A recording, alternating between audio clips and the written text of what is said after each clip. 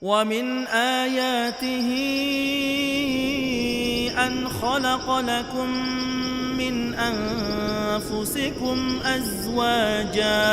أزواجا لتسكنوا إليها وجعل بينكم مودة ورحمة. Assalamualaikum warahmatullahi wabarakatuh.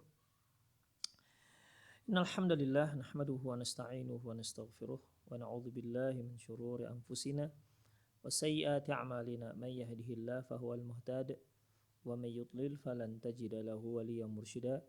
Asyhadu an la ilaha illallah wahdahu la syarika lah wa asyhadu anna Muhammadan 'abduhu wa rasuluhu alladzi la nabiyya ba'dah.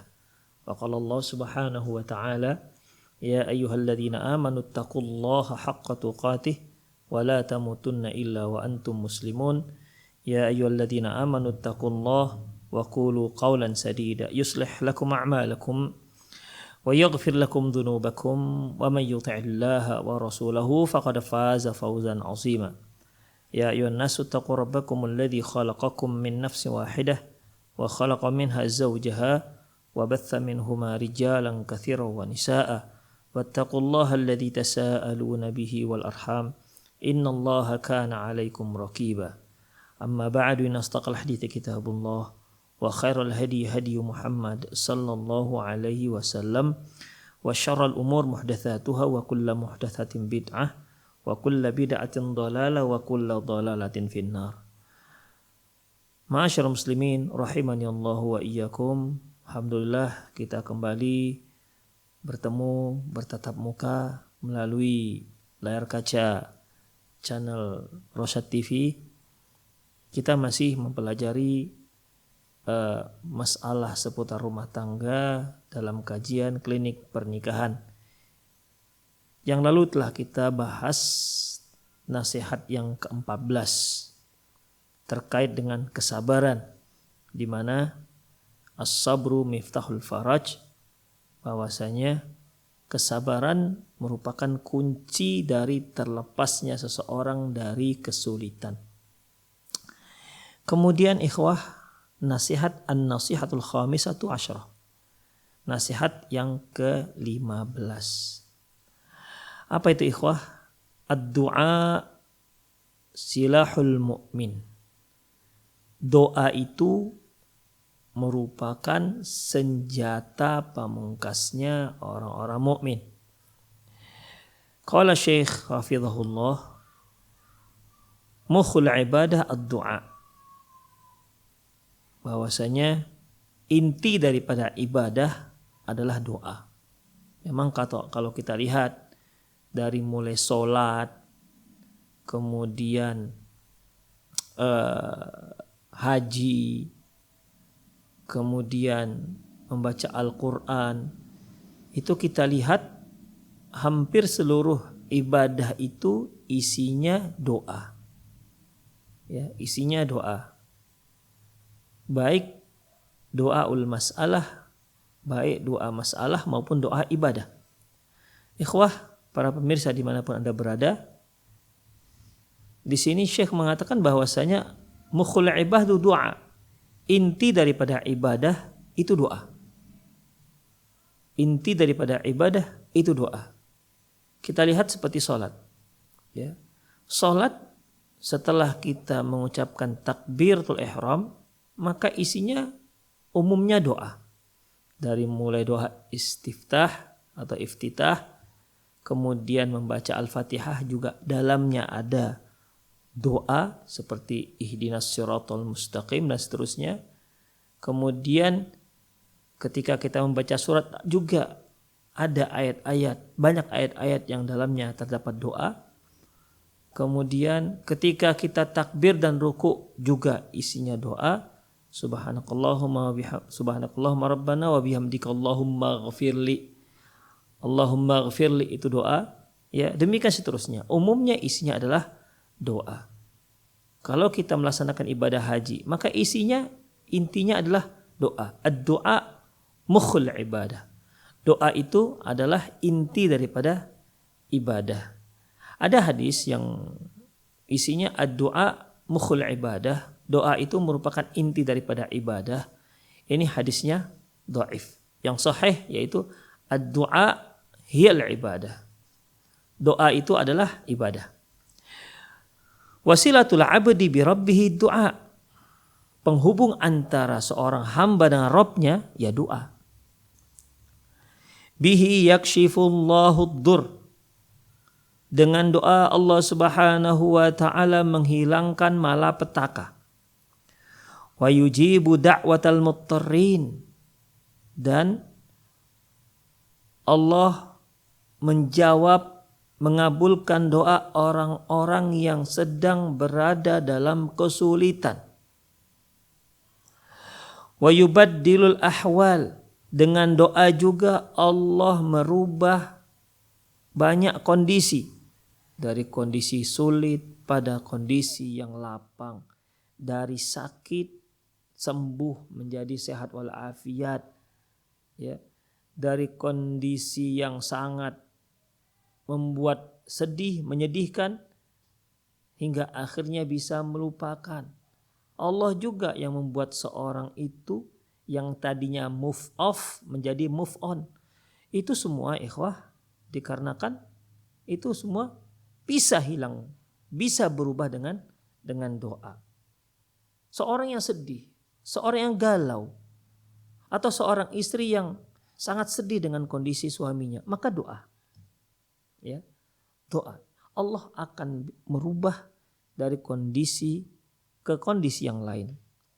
Kemudian wa yuslihu al-ma'al. Allah memperbaiki masa depan dengan doa. Itu dia.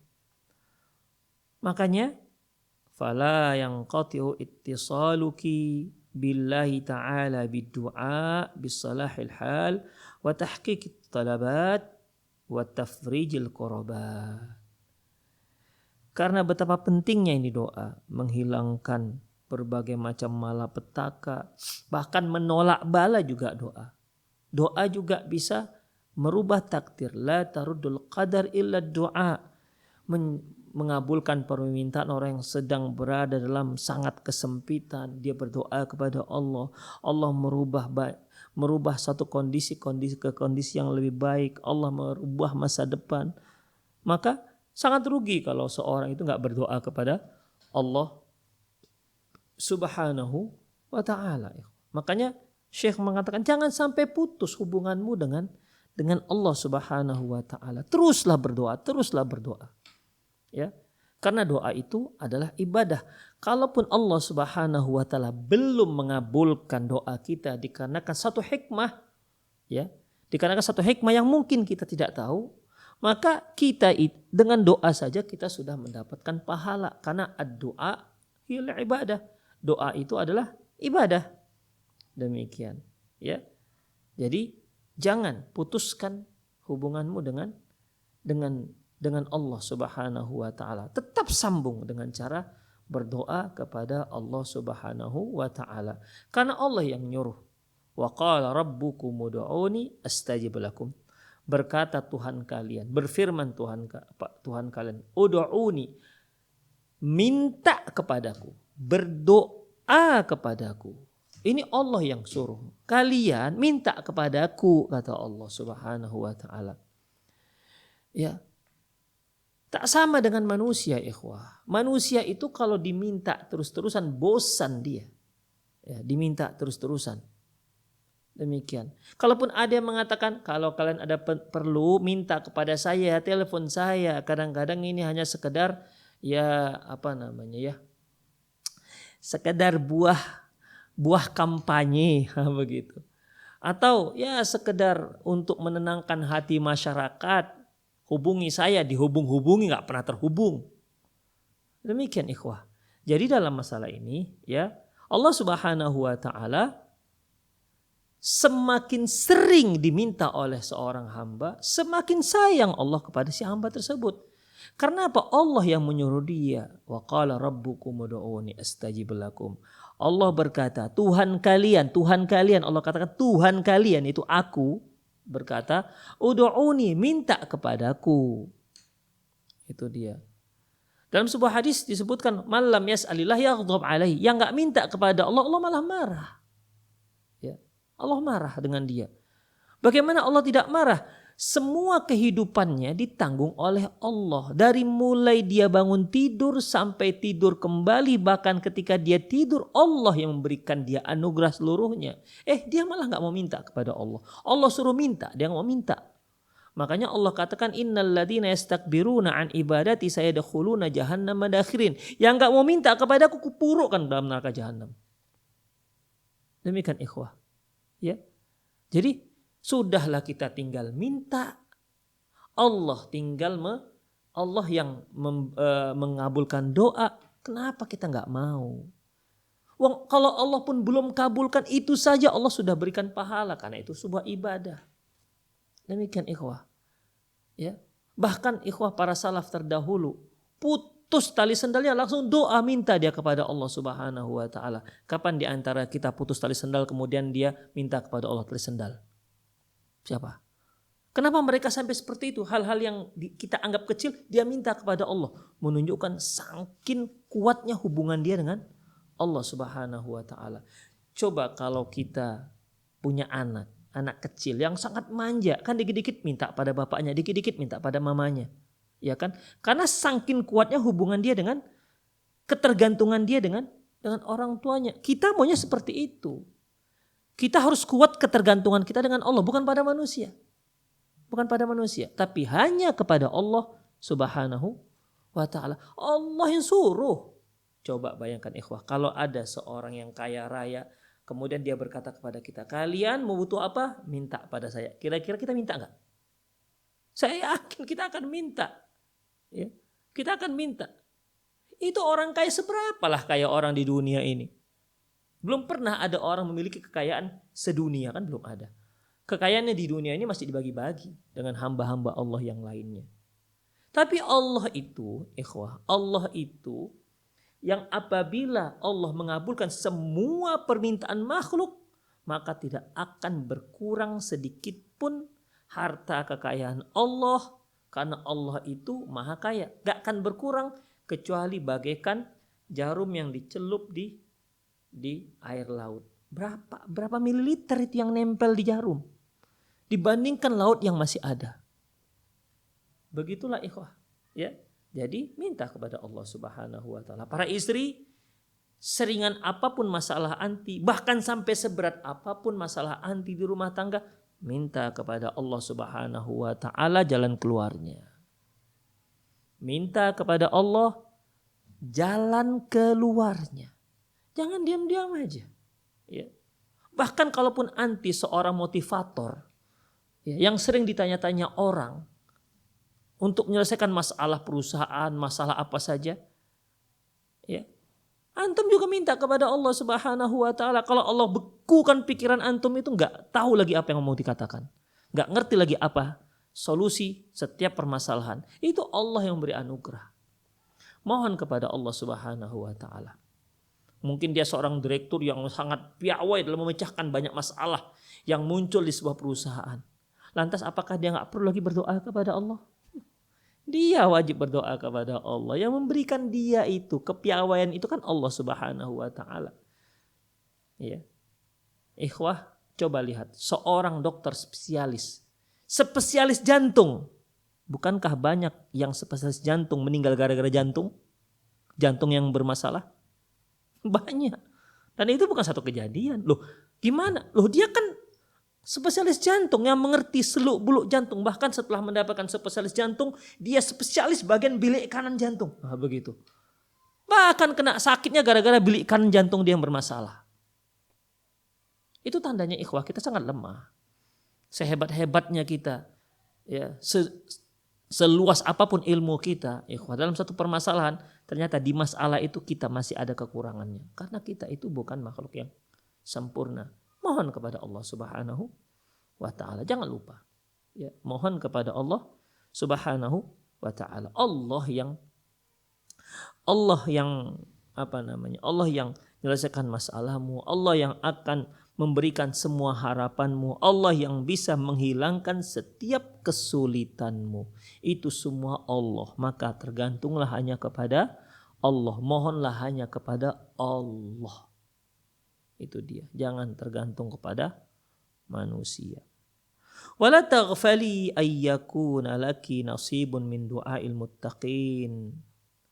Jangan sampai engkau lalai dengan bahagian doamu dari doa-doa orang yang muttaqin. Artinya kamu juga jangan sampai lupa berdoa dengan doanya orang-orang muttaqin, orang-orang bertakwa ini. Apa itu? Yaitu firman Allah Subhanahu wa taala, kaqaulihim Rabbana hablana min azwajina wa dzurriyyatina qurrata a'yun. Ya Allah, anugerahkanlah kami, istri-istri kami, anak-anak kami qurrata a'yun, yang bisa menenangkan hati, menyenangkan mata. Masya Allah. Minta kepada Allah. Ya, Anda seorang tamatan S3, kuliah syariat, apalagi kuliah dakwah. Ya, apakah Anda bisa menjamin bahwasanya istri Anda pasti tetap akan istiqomah di atas sunnah? Apakah Anda tetap pasti menjamin bahwasanya anak-anak Anda tetap istiqomah di atas sunnah? Enggak ada yang bisa menjamin. Kok dokter Nabi Nuh saja enggak bisa menjamin anaknya? Jadi doa kepada Allah Subhanahu wa taala. Ya, doa kepada Allah Subhanahu wa taala. Bukan satu hal yang aneh kalau kita lihat ini profesor dari bidang agama tapi masalah sangat menyimpang dari agama. Profesor dalam bidang agama. Demikian. Kenapa semua itu taufik dari Allah Subhanahu wa taala? Kita berusaha, berupaya mencari ilmunya, mengamalkannya, dan jangan lupa berdoa kepada Allah Subhanahu wa taala. Makanya jangan lupa doa ini. Setiap kali kita ada kesempatan doa ini. Rabbana hablana min azwajina wa dzurriyyatina qurrata a'yun. Ya Allah, anugerahkanlah kami istri dan anak-anak yang bisa menenangkan hati, menyenangkan pandangan kami. Kemudian waja'alna lil muttaqina imama, jadikan kami pemimpin orang-orang yang bertakwa. Jangan jadi pemimpin geng-geng para perampok. Ya. Menjadi pemimpin orang-orang yang bertakwa. Ikhwah, jadi orang bertakwa saja itu sudah luar biasa. Apalagi pemimpinnya orang-orang yang bertakwa. Orang-orang yang bertakwa gak akan mengangkat orang yang tak bertakwa menjadi pemimpin. Ya. Orang-orang yang bertakwa pasti akan mengangkat orang-orang yang bertakwa juga jadi pemimpin mereka. Demikian ikhwah. Rahimani Allahu wa iyyakum. Jadi jangan lupa doa ini. Disebutkan dalam Al-Furqan ayat 74. Rabbana hablana wa dzurriyyatina. Rabbana hablana min azwajina wa dzurriyyatina qurrata a'yun waj'alna lil muttaqina imama. Hafal doa ini ikhwah. Ya. Sehingga dengan harapan, ya tentunya bukan hanya sekedar doa dong, kita ada mendidik, mentarbiyah anak dan istri kita sehingga kita senang dengan istri kita ini, ya. Senang melihat akhlaknya, senang dengan anak-anak melihat akhlak mereka, pengertian dengan orang tuanya, Masya Allah. Itu semua kan Allah yang mengatakan kun, maka fayakun dia. Ya, kita hanya bisa berusaha. Seandainya hasil itu semuanya 100% dikarenakan usaha kita, tentunya Nabi Nuh adalah orang yang pertama, ya, yang berhak mendapatkan keberhasilan anaknya menjadi seorang yang muslim. Dia sudah menyatakan dalam surat Nuh, Allah sudah sebutkan tentang perkataan Nabi Nuh, Rabbi inni da'autu qaumi laila wa nahara. Ya Allah, aku sudah berdakwah kepada kaumku siang dan malam hari. Insyaallah ya. Siang dan malam hari. Itu Nabi Nuh usianya 950 tahun. Ya, 950 tahun. Alfasanatin illa khamsina ama. 1000 tahun kurang 50 tahun. 950 tahun dia berdakwah siang dan malam hari. Ternyata anaknya tidak bisa beriman kepada Allah Subhanahu wa taala. Apakah menurut Anda Nabi Nuh berdakwah keluar dia mengabaikan anaknya? Apakah kira-kira itu sebabnya? Kalla, tidak tentunya. Dia itu nabi. Ya. Nabi itu diperintahkan untuk berdakwah kepada keluarganya. Ya. Wa anzir ashiratakal aqrabin. Peringati keluarga-keluarga terdekatmu. Abu Thalib itu sangat dekat dengan Rasulullah SAW. Bagaimana tidak dekat? Dia yang mengasuh Rasulullah SAW setelah kakek Rasulullah Abdul Muthalib meninggal. Maka hak asuhnya jatuh kepada Abu Thalib. Dan Abu Thalib sangat sayang dengan Rasulullah SAW. Ternyata meninggalnya pun dalam keadaan tidak Islam. Padahal Rasulullah sudah sangat antusias untuk mengajak Abu Thalib masuk Islam. Apakah Anda mengira bahwasanya Muhammad SAW hanya berdakwah keluar, kemudian dia nggak berdakwah kepada paman yang mengasuh dia, nggak dipedulikannya, mau kafir-kafirlah begitu? Kan tidak. Tapi itu semua ikhwah dikarenakan taufik dan hidayah dari Allah Subhanahu wa taala. Jadi Rabbana hab lana min azwajina wa dzurriyyatina qurrata a'yun. Ya Allah, anugerahkan kami anak dan istri yang bisa menenangkan hati kami. Waj'alna lil muttaqina imama, dan jadikan kami pemimpin orang-orang yang muttaqin. Ini doa, ya. Allah ajarkan kita doa ini. Allah yang ajarkan kita doa ini. Makanya kalau ada doa-doa yang Allah ajarkan kepada kita, jangan lewatkan doa itu. Ya. Ini pasti doa yang hebat dibandingkan doa-doa kita yang lainnya. Fasalahu zawj wa dzurriyyah minnatun wa habatun minallahi ta'ala wa hibatun minallahi ta'ala yukrimu biha man yasha wa yasrifuha amman yasha. Seorang suami yang soleh dan anak-anak yang soleh itu merupakan karunia dan anugerah yang Allah berikan kepada siapa yang Dia kehendaki. Dan Allah tidak berikan kepada siapa saja yang Dia kehendaki. Demikian. Ya. Jadi kalau kita berupaya tanpa doa, gimana caranya Allah akan memberikan kita apa yang kita kehendaki, yaitu anak-anak, suami, pasangan kita yang menenangkan hati, yang soleh dan solehah. Mintalah kepada Allah Subhanahu wa taala. Ya, karena itu merupakan anugerah yang terbesar bagi kita. Anda seorang suami, apabila Allah pasangkan dengan seorang istri yang solehah, maka jangan sia-siakan istri Anda. Karena dia akan membantu Anda tetap taat kepada Allah Subhanahu wa taala. Jangan sia-siakan. Kalau Anda sia-siakan, Anda akan rugi dunia akhirat. Anda akan rugi dunia akhirat. Terkadang demikian ikhwah, sesuatu yang ada di hadapan kita yang sudah kita miliki, padahal solehahnya luar biasa, padahal suaminya solehnya luar biasa, tapi tetap saja suami orang lebih baik. Ya, matanya sudah dikaburkan oleh setan. Ya, matanya sudah dikaburkan oleh syaitan. Makanya hati-hati. Kemudian wa kam min zaujatin tubtala bi zaujin la yarqabullahu ta'ala fiha. Berapa banyak para istri yang Allah uji dengan suami yang tidak bertakwa, tidak takut kepada Allah Subhanahu wa taala. Siapa itu contohnya? Asia, istri Firaun. Kama kana sya'nut taqiyah salihah. Seperti halnya seorang wanita yang takwa dan solehah, tidak diragukan lagi ketakwaannya dan kesolehahannya. Siapa itu? Zaujat Fir'aun, istri Fir'aun. Demikian. Ya.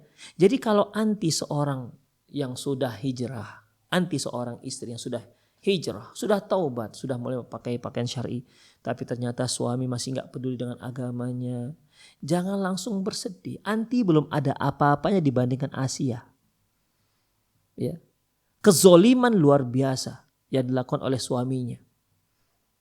Intimidasi yang dilakukan oleh suaminya. Bahkan dia yang paling parah berani mengaku sebagai Tuhan. Dia katakan, wa ana rabbukumul a'la. Aku adalah Tuhanmu yang maha tinggi. Kata si Fir'aun, memaksa rakyatnya untuk menjadikan dia sebagai Tuhan. Membunuh itu belum ada apa-apanya, ikhwah. Ya. Yang Allah sebutkan yudzabbihuna abna'ahum wa yastahyuna nisa'ahum. Dibunuhnya anak-anak Bani Israel dan dibiarkan wanita-wanita hidup. Itu belum ada apa-apa. Yang paling parah, yang paling zolim adalah dia berani mengaku dirinya sebagai Tuhan. Seorang mensekutukan Allah saja itu sudah zolim, ikhwah. Sebagaimana yang dikatakan oleh Luqmanul Hakim kepada anaknya, la tusyrik billah, ya bunayya la tusyrik billah. Wahai ananda, jangan kamu mensekutukan Allah. Inna syirka la zulmun azim. Sesungguhnya kesyirikan itu kezoliman yang sangat dahsyat, sangat besar. Seorang yang mensekutukan Allah Subhanahu wa taala itu lebih besar dosanya ketimbang dia membunuh 100 orang, ketimbang dia berzina dengan 100 pelacur, ketimbang dia berjudi, ketimbang dia minum khamar 1 drum misalnya. Tapi dosa syirik itu lebih besar daripada itu semua. Itu seorang menyembah selain Allah, menjadikan ilah selain Allah. Ini Firaun ngakunya sebagai Tuhan. Begitu, lebih parah lagi. Lebih parah. Namun Asiyah sabar dengan kondisi seperti itu. Apakah menurut Anda Asiyah tidak diintimidasi oleh si Firaun? Menurut Anda? Ya tentu tidak. Ya. Orang sekaliber Fir'aun zolim yang gak akan mungkin membiarkan istrinya beriman kepada Allah Subhanahu wa ta'ala. Jadi kalau Anda merasa anti seorang istri, merasa aduh saya ini gimana ya, suami saya gak perhatian dengan saya, suami saya hanya ngasih nafkah saja tapi gak pernah ngajak saya ngaji, atau suami saya melarang saya pakai jilbab, maka ingat Asiyah. Anda akan lihat, anti akan lihat bahwasanya cobaan yang Allah berikan kepada anti belum ada apa-apanya. Yang lebih parah lagi ikhwah, suami sudah soleh, ya sudah soleh, nafkah cukup, satu aja masalahnya nggak romantis. Itu seolah-olah rumah tangganya bagaikan terbakar. Suami saya nggak romantis. Allahu Akbar. Gak semua suami bakat beromantisan seperti itu. Geli dia kalau dia beromantis gitu dengan istrinya. Gak semua suami dipaksakan begitu. Tapi seolah-olah mendapatkan suami yang tak romantis, seolah-olah gunung sinabung menimpa dirinya. Dialah mendapatkan cowok yang terbesar. Allahu Akbar. Tak mensyukuri nikmat Allah Subhanahu wa ta'ala. Makannya kenyang, perutnya kenyang, cemilannya penuh di kamar. Hanya gara-gara tak romantis, lantas dia nggak bersyukur. Allahu Akbar. Na'udzubillah min dzalik. Ya. Jadi demikian ikhwah. Jadi para istri yang merasa mendapat cobaan dari suaminya, ingat bagaimana kisah Asiyah dengan suaminya Firaun. Ya. Sampai-sampai Allah abadikan doanya dalam Al-Quran. Allah sebutkan dalam Al-Quran, wa daraballahu mathalan lil ladzina amanu imra'ata fir'aun. Allah memberikan permisalan kepada orang-orang beriman, yaitu seperti imra'ata fir'aun, istrinya Fir'aun. Idh qalat, dia berdoa, Rabbi banili indaka baitan fil jannah, yaitu ya Allah, bangunkanlah untukku rumah di surga. Bangunkan untukku rumah di surga. Wa najini min fir'auna wa amali. Selamatkan aku dari Fir'aun dan perbuatannya. Bayangkan, saking sesaknya itu dada dia. Bukan hanya selamatkan dia dari Fir'aun, tapi selamatkan aku dari Fir'aun dan perbuatannya. Kalau kita bahasa Medannya, selamatkan aku dari Fir'aun dan kelakuannya, gitulah kira-kira. Karena kelakuannya Fir'aun ini zalim. Ya. Banyak sekali tingkah lakunya itu yang menyesakkan dada kaum muslimin, yang membuat kaum muslimin itu kucar-kacir, yang membuat orang-orang beriman itu merasa khawatir. Ini Fir'aun tingkah polanya. Ya, kelakuannya Fir'aun itu begitu. Sampai Asiyah berdoa, wa najini min fir'auna wa amali. Dan selamatkan aku dari Fir'aun dan perbuatannya. Wa najini minal qaumidz zalimin, dan selamatkan aku dari kaum yang zalim. Padahal ikhwah, perhatikan. Kaum zalim itu kan umum. Wa najini minal qaumidz zalimin, selamatkan aku dari kaum-kaum yang zalim. Sebenarnya kalau dia katakan, ya Allah selamatkan aku dari kaum yang zalim, Fir'aun kan sudah masuk dalam kaum yang zalim. Ya. Biasanya Quran ketika menyebutkan satu yang umum, Ya, ketika menyebutkan satu yang umum, kemudian dari yang umum ini diambil satu lagi penyebutan secara khusus. Itu menyebutkan pentingnya. Seperti surat Wal Asri yang telah kita bahas. Illal ladzina amanu wa amilus shalihat wa tawashaw bil haqq wa tawashaw bis sabr. Kecuali orang yang enggak rugi itu adalah orang-orang yang beriman dan beramal soleh, yang saling nasihat menasihati dalam kebenaran dan saling nasihat menasihati dalam kesabaran. Padahal saling menasihati dalam kesabaran itu sudah termasuk dalam saling menasihati dalam kebenaran. Tapi dari semua saling nasihat menasihati dalam kebenaran, diambil satu yang terpenting, yaitu saling nasihat menasihati dalam kesabaran. Tandanya penting sekali ini. Jadi umum dulu atau mutlak dulu atau umum dulu disebutkan dari yang umum ini secara khusus satu unsur dari yang umum tadi. Menunjukkan yang disebutkan secara khusus ini penting. Itu biasanya belakangan. Tapi ini coba dibalik. Ya, dibalik. Umumnya di belakang. Saking parahnya nih Fir'aun. Ya. Wa najini min qaumidz zalimin. Selamatkan aku dari kaum yang zalim. Fir'aun kan sebenarnya sudah masuk. Biasanya kan wa najini min qaumidz zalimin wa najini min fir'aun wa amalih. Selamatkan aku dari orang-orang yang zalim dan selamatkan aku dari Fir'aun dan amalannya dan perbuatannya. Seharusnya kan begitu, ya. Orang-orang yang zalim, dari sekian banyak orang yang zalim ada yang lebih parah, yaitu Fir'aun.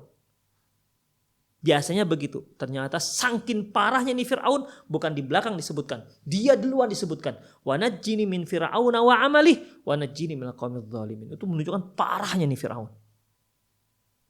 Kita coba bayangkan itu, ya. Sulit kita membayangkan saking parahnya tingkah pola si Fir'aun ini. Itulah doa, bukan doa siapa-siapa, doa istrinya sendiri. Istri adalah orang yang paling paham tentang suami, yang paling mengerti dengan tingkah pola suami. Makanya kalau sampai istri sudah seperti ini, menunjukkan betapa parahnya nih suami.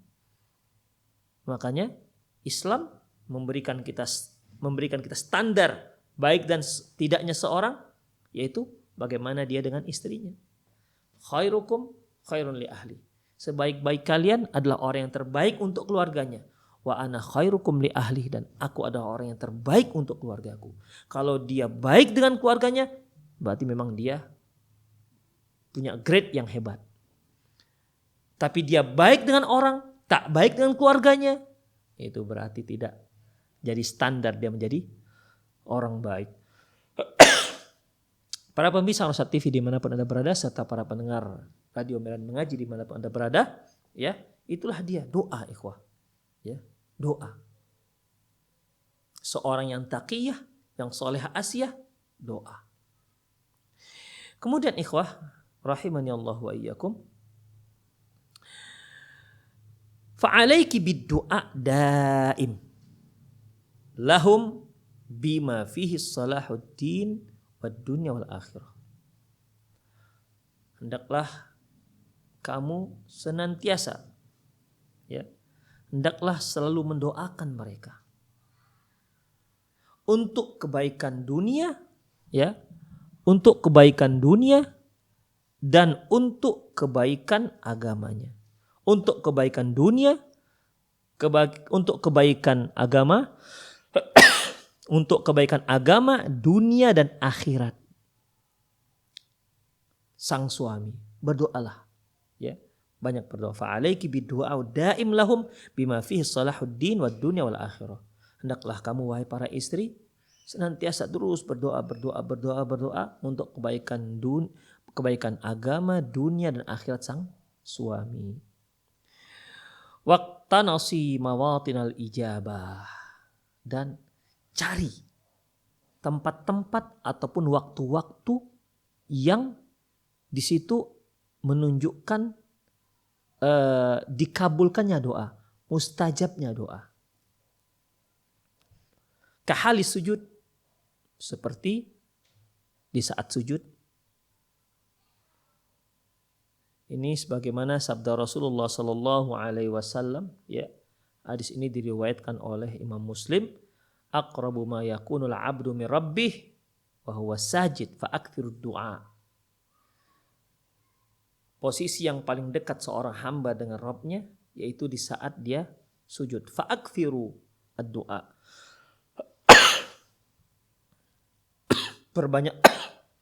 Perbanyaklah doa.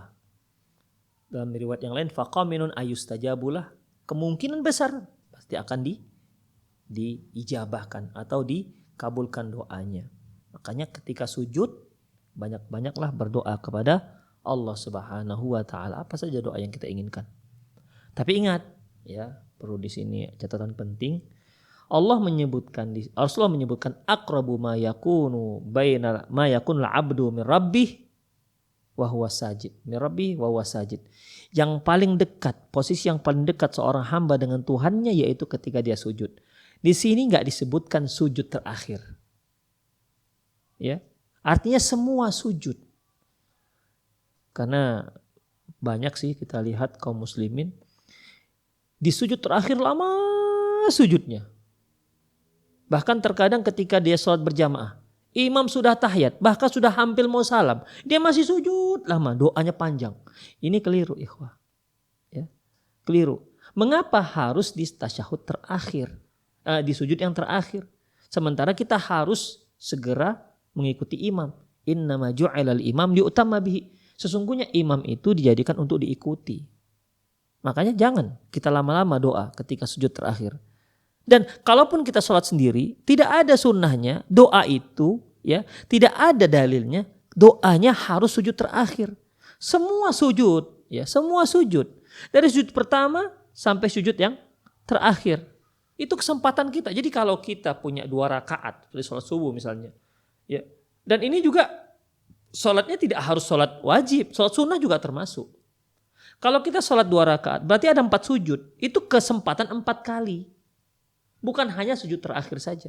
Bahkan sunnahnya ikhwafidin kalau kita lihat dalam hadis, ya, Rasulullah itu di rakaat pertama lebih panjang dibandingkan rakaat kedua. Termasuk sujud di rakaat pertama lebih lama dibandingkan sujud di rakaat kedua. Sujud di rakaat kedua lebih lama, lebih panjang bacaannya dibandingkan rakaat ketiga. Demikian juga sujudnya, rukuknya lebih lama ketimbang di rakaat yang ketiga. Rakaat kedua lebih lama dibandingkan rakaat ketiga dan seterusnya. Ini kita malah di sujud terakhir lama melebihi batasnya. Makanya di sini ya Rasulullah SAW mengatakan, aqrabu ma yakunu al-'abdu min rabbih wa huwa sajid. Yang paling dekat seorang hamba dengan Tuhannya di saat dia sedang sujud. Sujud apa saja, ya. Sujud apa saja ketika dia sholat. Demikian, ya. Sujud pertama, rakaat kedua, rakaat ketiga itu sama posisinya. Jadi jangan kita hanya ngambil kesempatan ataupun mengkhususkan di sujud yang terakhir. Itu keliru. Karena tidak ada dalilnya mengkhususkan untuk doa lama-lama di sujud terakhir. Tapi intinya ikhwah mustajab. InsyaAllah. Wa adbaris salawat kata penulis. Dan juga di akhir sholat. Kemudian wa akhirul lail. Demikian juga di malam yang terakhir. Berdoa di sepertiga malam yang terakhir. Ini berdasarkan hadis yang diriwayatkan oleh Imam Tirmidzi dari Abi Umamah Al-Bahili. Ditanyakan kepada Rasulullah SAW, ya Rasulullah, ayu du'ai asma'. Ya Rasulullah, doa yang bagaimana yang paling didengar oleh Allah Subhanahu wa taala? Qala jawful lail akhir, yaitu salat seperti di malam terakhir. Ya, dalam hadis yang lain Rasulullah menyebutkan nazala rabbuna ila sama'id dunya fi thuluthil lail akhir. Bahwasanya Allah turun ke langit dunia di sepertiga malam terakhir. Fayaqulu aina sa'il fa'ujibulah, mana orang yang meminta biar aku kabulkan. Ainal mustaghfir, mana orang yang meminta ampun, fa'aghfirullah, maka akan aku ampuni dosanya. Itu dia, ya. Itu di sepertiga malam terakhir tuh yang paling mustajab. Kemudian waduburos salawatil maktubah, dan di akhir salat yang wajib. Hanya saja ikhwah para ulama berbeda pendapat. Duboro dubur shalawatil maktubat, di akhir sholat yang wajib, apakah dia sebelum salam ataukah dia setelah salam? Ya, ini para ulama berbeda pendapat. Yang menyebutkan yang menyebutkan dubur di situ sebelum salam berdasarkan hadis di mana Rasulullah SAW menyebutkan doa sebelum salam itu Allahumma a'inni ala dzikrika wa syukrika wa husni ibadatik, itu disebutkan dengan dubur kullis salat. Itu disebutkan sebelum salam. Tapi ketika Rasulullah SAW menyebutkan doa Allahumma antas salam mikas salam, ya itu juga disebutkan sebagaimana dikatakan oleh Imam Nawawi, duburo juga, kalimat dubur. Demikian. Allahu a'lam bishawab. Tapi intinya bahwasanya ya pakai aja dua-dua supaya dapat, ya. Demikian ikhwah. Dan ingatlah di situ merupakan merupakan doa yang mustajab. Kemudian saya juga mengatakan wa hina nuzul matar. Wa hina nuzulil matar. Ketika turun hujan, wa fis safar, dan ketika bersafar. Dalilnya ikhwah, hadis yang diriwayatkan oleh Imam Abi Daud, disahihkan oleh Syekh Albani, an Sahal marfu'an, dari Sahal radhiyallahu anhu marfu', Rasulullah SAW bersabda, sintani la turaddan, ada dua doa yang tidak akan ditolak oleh Allah Subhanahu wa taala. Yang pertama yaitu tahtal matar, yaitu berdoa di bawah hujan. Ketika turun hujan kita berdoa di bawahnya. Ya. Kita hujan-hujanan berdoa pada Allah Subhanahu wa taala. Apalagi kita ini di Medan, ya. Lagi musim hujan, ketika turun hujan, pergi keluar doa kepada Allah Subhanahu wa taala. Itu doa yang mustajab. Ya, tapi niatnya doa, bukan niatnya mandi hujan, ya. Kalau niatnya mandi hujan enggak dapat dia. Tapi niatnya adalah memang betul-betul berdoa. Kemudian ad-du'a indan nida, yaitu doa, ya, ketika adzan berkumandang. Demikian dalam hadis yang lain, yaitu antara qomat dan adzan. Kemudian ketika safar, Rasulullah SAW bersabda dalam hadis yang diriwayatkan oleh Imam Tirmidzi dan disahihkan oleh Syekh Albani, yaitu salah sudakwatin mustajabat la syakka fihinna. Ada 3 doa yang mustajab tidak diragukan lagi. Apa itu? Da'watul mazlum, doa orang yang terzolimi. Yang kedua, da'watul musafir, doa orang yang musafir. Yang ketiga, da'watul walid liwaladihi, doa orang tua untuk anaknya. Ini 3 doa yang tidak akan ditolak oleh Allah Subhanahu wa taala. Doa orang yang terzalimi dalam hadis yang lain disebutkan juga, yaitu hadis Mu'adz bin Jabal ketika beliau diutus Rasulullah SAW ke negeri Yaman, ya. Ya Mu'adz, innaka ta'ti qauman min ahli kitab falyakun awwala ma tad'u syahadatu an la ilaha illallah. Ini wasiat Rasulullah kepada Mu'adz bin Jabal ketika dia pergi ke Yaman. Kemudian di akhir hadis kata beliau, wattaqu da'watal madlum. Hati-hatilah dengan doa orang yang terzalimi. Fa innahu laisa bainahu wa bainal hijab, bainallahi hijab, karena tidak ada penghalang antara doa orang yang terzalimi dengan Allah Subhanahu wa taala. Jadi intinya ikhwah, ya. Di sini Syekh mengajak para istri supaya berdoa kepada Allah Subhanahu wa taala, terutama di tempat-tempat yang mustajab. Beliau menyebutkan ada berapa di sini, ketika sujud, di akhir salat, di akhir malam, ketika turun hujan, dan ketika safar. Dalam hadis yang telah kita bacakan ada tambahan, yaitu ketika doanya orang tua untuk anak, ya, doa orang tua untuk anaknya. Kemudian tadi yaitu ketika antara adzan dengan qomat, ya.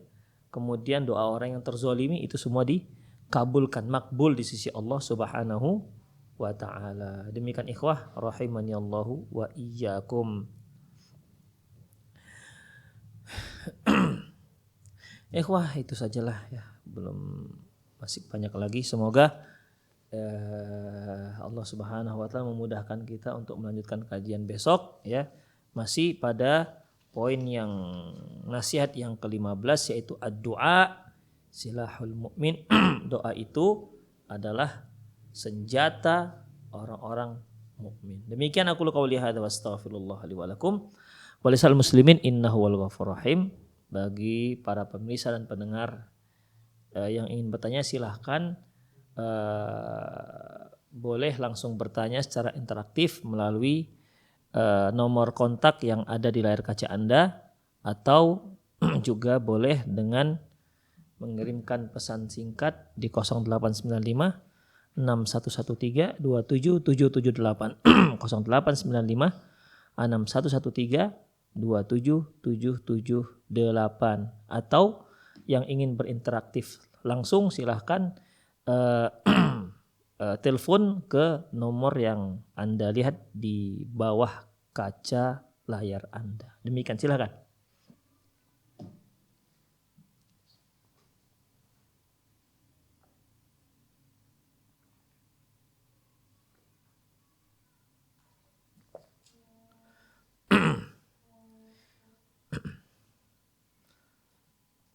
Silahkan bagi yang ingin bertanya.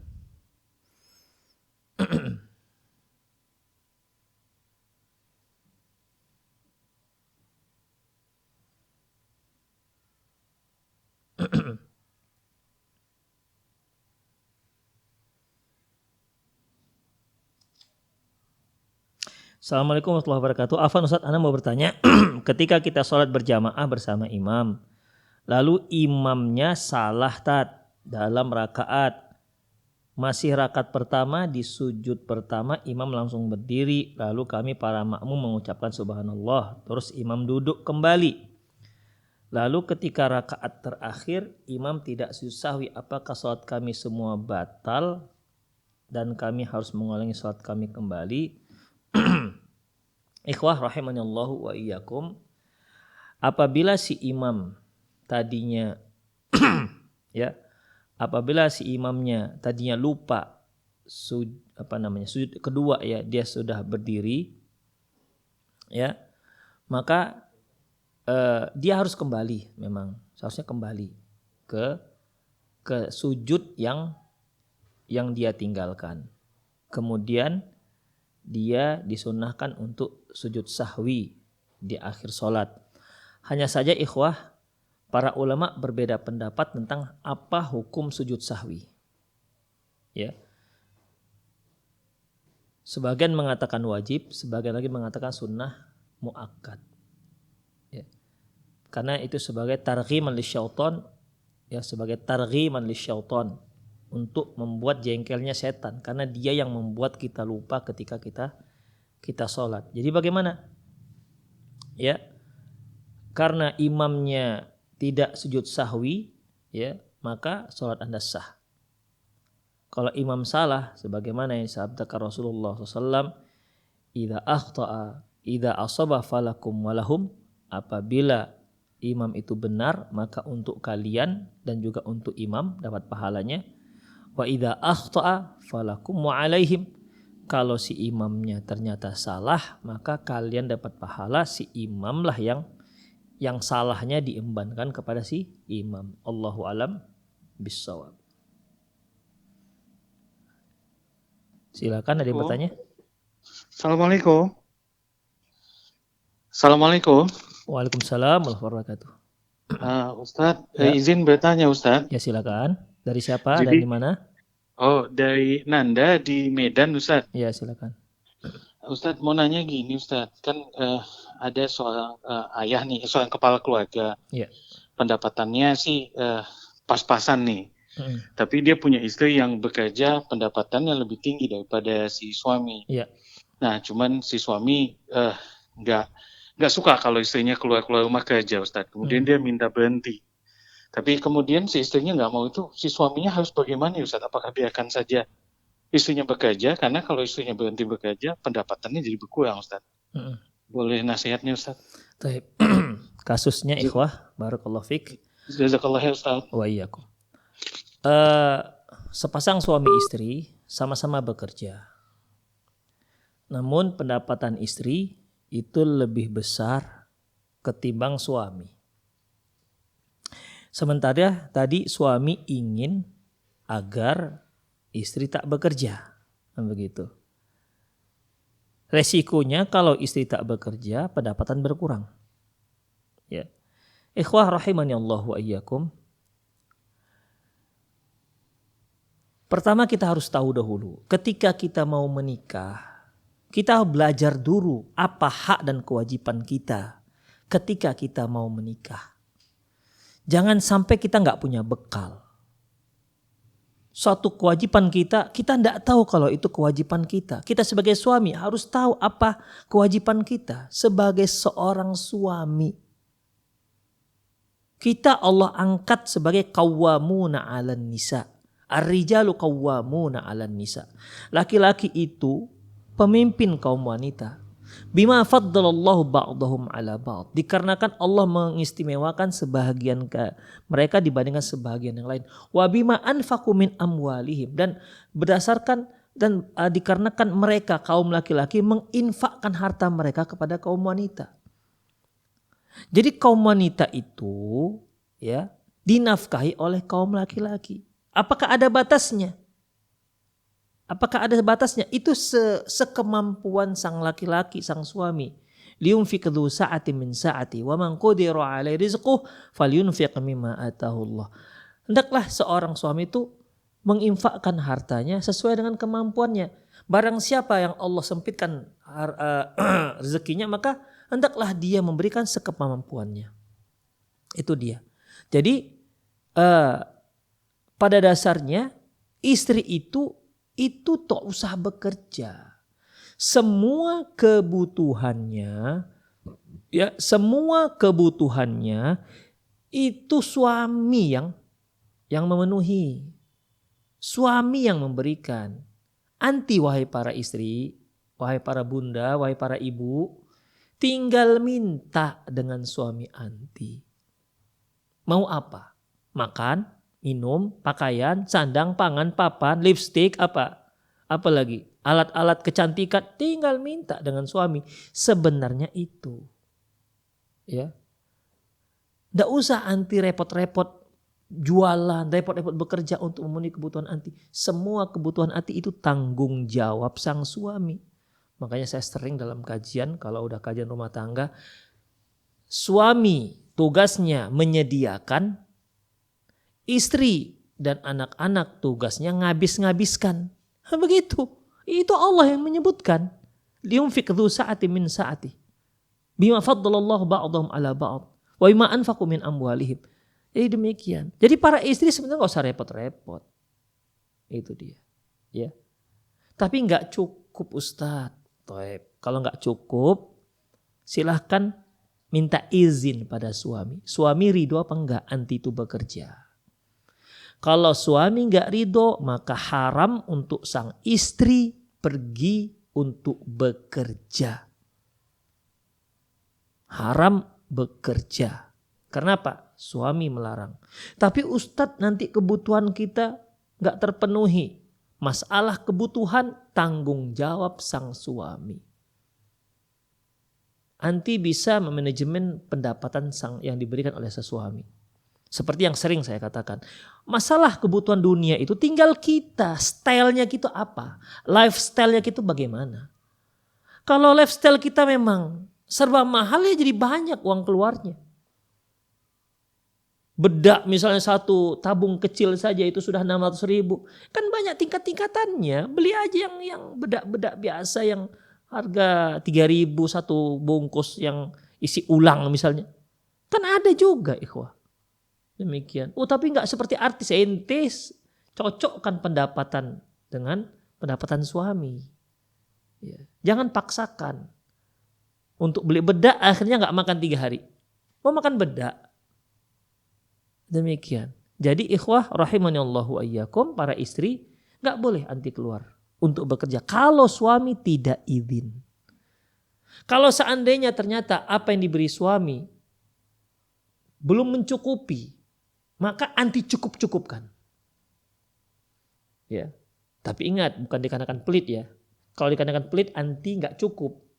Yang diberikan suami itu nggak cukup. Padahal suami bisa, anti boleh mencuri. Itu bahasa kasarnya, mencuri.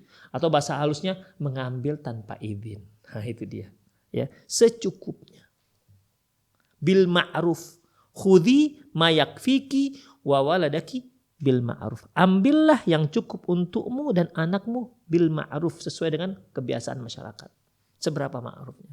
Kalau suami memang punya tapi diberi gak cukup. Tapi kalau memang itulah memang kemampuan suami, cukup-cukupkan. Ya, cukup-cukupkan. Makan pakai, kalau memang gak cukup, kan gak harus kita makan pakai ikan. Makan pakai sambal lado aja kan udah enak sebenarnya. Ya kan? Udah enak. Demikian. Pakai garamnya udah enak. Kalau memang segitu cukupnya insya Allah. Atau pakai minyak jelantah, taruh garam enak juga insya Allah. Demikian. Kalau memang itu yang bisa mampu. Baju, Masya Allah. Cari baju yang second kenapa rupanya. Iya kan? Murah. Demikian ikhwah. Sekolah, cari sekolah murah. Demikian. Oh gak ada yang murah. Ajarkan sendiri di rumah. Nanti pas akhir tahun, cari paket. Ujian paket. Demikian, ikhwafiddin. Yang penting jangan sampai keluar koridor, jangan sampai anti para istri sampai mendurhakai suami. Kalau suami katakan tidak, jangan, maka jangan. Insya Allah itu lebih baik untuk anti. Ya, hasbiri, bersabarlah dengan keputusan suami. Insya Allah ya Allah akan beri jalan keluarnya. Ingat, ikhwah. Wa may yattaqillaha yaj'al lahu makhraja. Yang bertakwa kepada Allah pasti ada jalan keluarnya. Bisa saja dengan ketaatan anti itu Allah tambahkan rezeki suami. Kalau rezeki suami ditambahkan oleh Allah, otomatis kan uang belanja akan menjadi lebih cukup. Allahu a'lam bishawab. Ya silahkan yang lain. Ya halo. Halo ya. Ya, kami mau bertanya. Iya silakan Pak. Dari mana Pak? Dari Padang, ya. Pak Tamrin. Ya silakan Pak Tamrin. Ya, Assalamualaikum warahmatullahi wabarakatuh. Waalaikumsalam warahmatullahi wabarakatuh.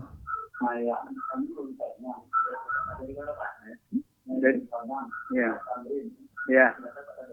Jadi Ustaz, coba Pak Tamrin volume TV-nya dikecilkan. dikecilkan. Ya. Jadi gini, ada orang tua kami. Ya. Dia menggadaikan sebidang sawah. Ya. Dia menggadaikan sebidang sawah. Sudah lama. Ya.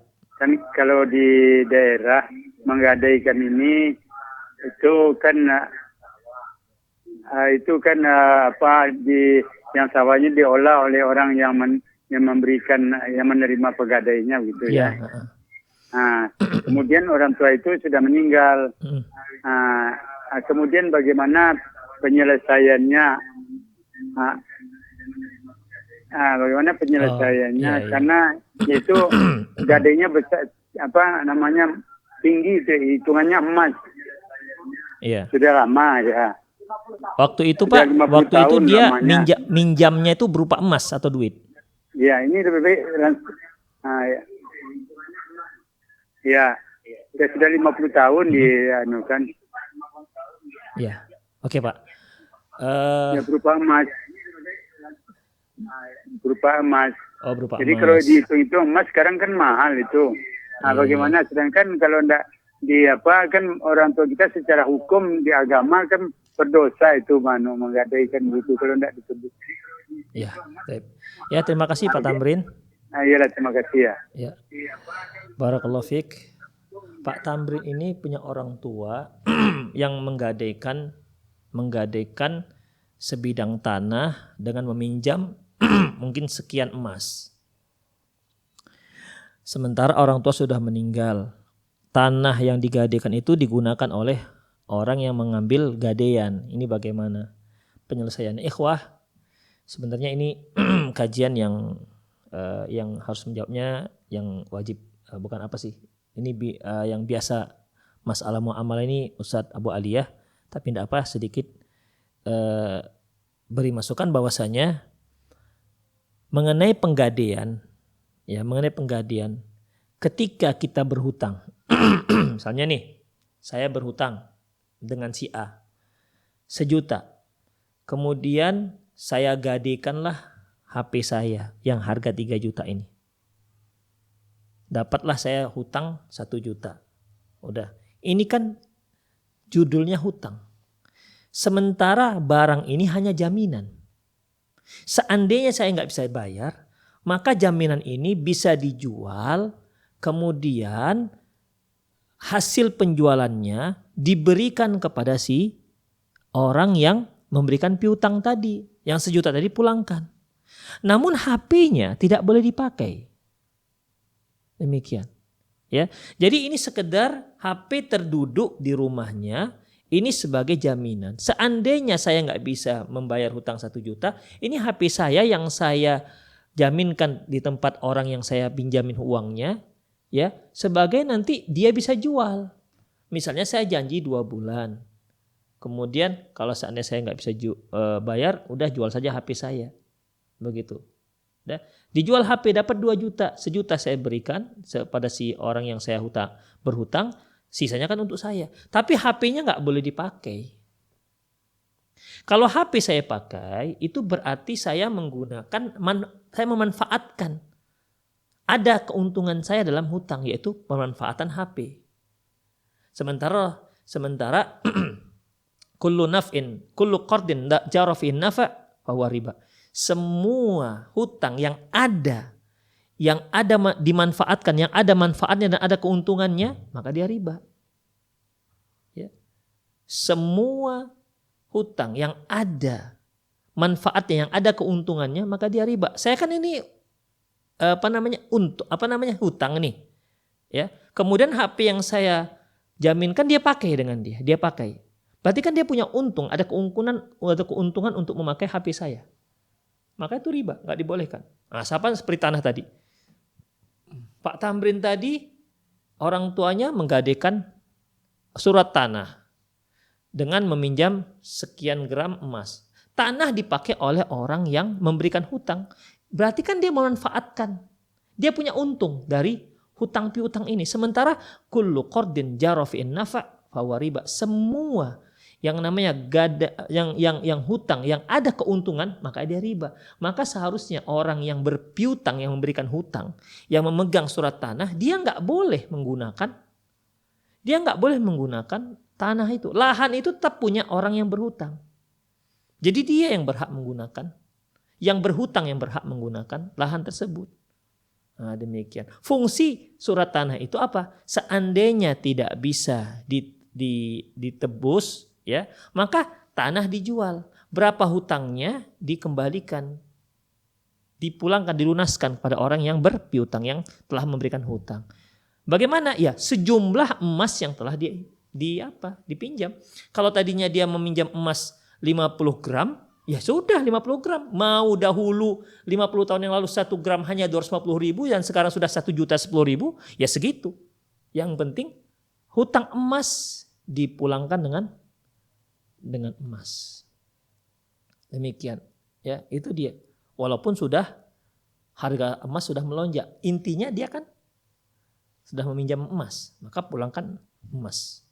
Demikian. Jadi kalaupun dia menjadi mahal, itu nggak ada masalah. Memang begitulah seharusnya. Hanya saja yang berpiutang tidak boleh, seharusnya dia tidak boleh menggunakan.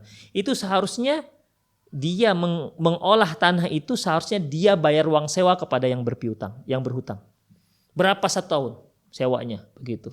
Kalau dia menggunakan lahan tersebut. Demikian. Ya, semoga Pak Tamrin bisa memahami, ya. Semoga Allah Subhanahu wa taala memberikan kemudahan pada Pak Tamrin dan keluarga, dan segeralah bayarkan hutang ayah, ya. Karena hutang itu tetap dia menggantungkan seseorang untuk masuk ke dalam surga. Sampai kita melunaskan hutang wali kita, hutang orang tua kita. Ya, bahkan ada seorang yang Rasulullah ingin menyolatkannya. Rasulullah tanya, apakah dia punya hutang? Kata para sahabat, ya Rasulullah, dia punya hutang 2 dinar. Kalau begitu sallu ala sahibikum. Kalau begitu kalian menyolatkan teman kalian. Datang Abu Qatadah radhiyallahu anhu, kalau gitu ya Rasulullah, saya yang akan melunaskan hutang dia. Kata Rasulullah, benar bahwasanya kamu jadi hutangnya, jadi tanggung jawab kamu, dan mayat tidak ada hutang? Benar ya Rasulullah. Udah, akhirnya Rasulullah menyolatkan. Esoknya ketemu dengan Abu Qatadah. Gimana sudah kamu? Fama fa'alta bidinaraini. Apa yang telah kamu lakukan dengan 2 dinar? Ya Rasulullah, kata Abu Qatadah, ya Rasulullah, baru kemarin meninggalnya. Kemudian besoknya lagi ketemu lagi. Fama fa'alta bidinaraini. Ya Abu Qatadah, apa yang telah kamu lakukan dengan 2 dinar? Artinya kamu sudah lunaskan belum? Kata Abu Qatadah, qad qadaituhuma. Ya Rasulullah, sudah kulunaskan. Apa kata beliau? Al-ana qad baruda jilduh. Sekarang baru dingin kulitnya, kulit si mayat. Ketika hutangnya sudah dibayarkan, maka segeralah pihak keluarga menyelesaikan hutang piutang si mayat. Demikian kajian kita di sore hari ini, semoga bermanfaat. Lebih dan kurang mohon maaf. Aku qouli hadza wastaghfirullah li wa lakum wal muslimin innahu wal ghafurur rahim. Subhanakallahumma wa bihamdik asyhadu an la ilaha illa anta astaghfiruka wa atubu ilaik. Wa sallallahu ala nabiyina Muhammad wa ala alihi wa ashabihi ajma'in. Wa akhiru da'wana alhamdulillahirabbil alamin. Assalamualaikum warahmatullahi wabarakatuh.